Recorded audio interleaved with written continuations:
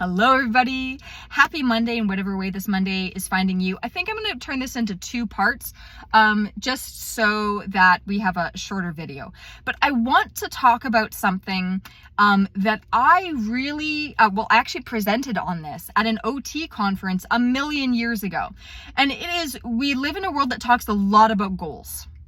And that's great. I think goals are useful in helping to measure progress. It can help us stay focused, right? Having races on my calendar, not only do I have a great learning curve in each race, but also it keeps me honest with my training, with my rest, everything, because I got these races.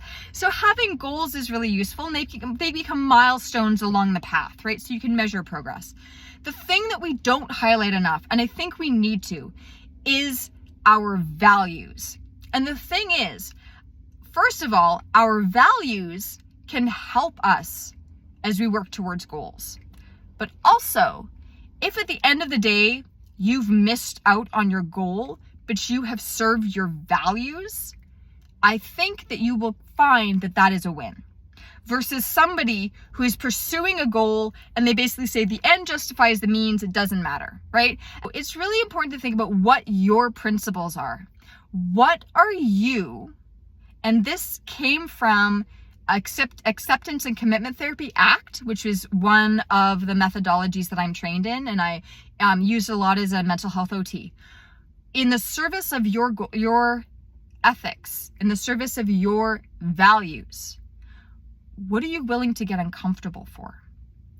And a simple example could be, say there's a client that I'm working with and they have anxiety. They have anxiety about leaving their house. One of the things that I then dig into is, what is important to you? What are your values?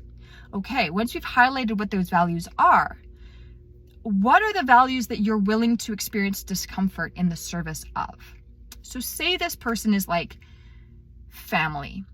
Family is the most important thing to me.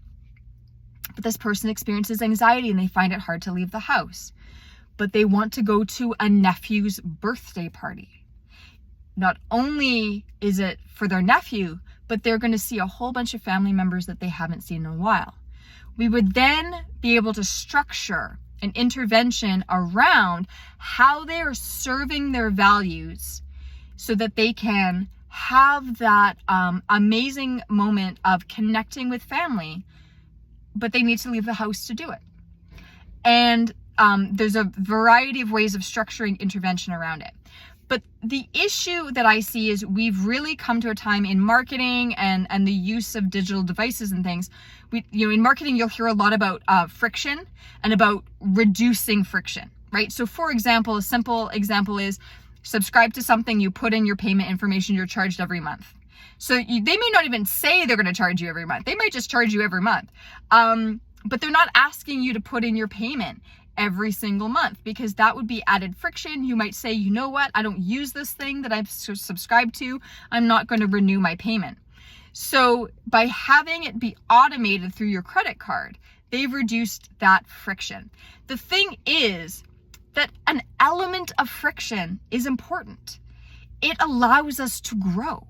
It allows us to say, this is still important to me. I'm willing to experience discomfort in the service of this value.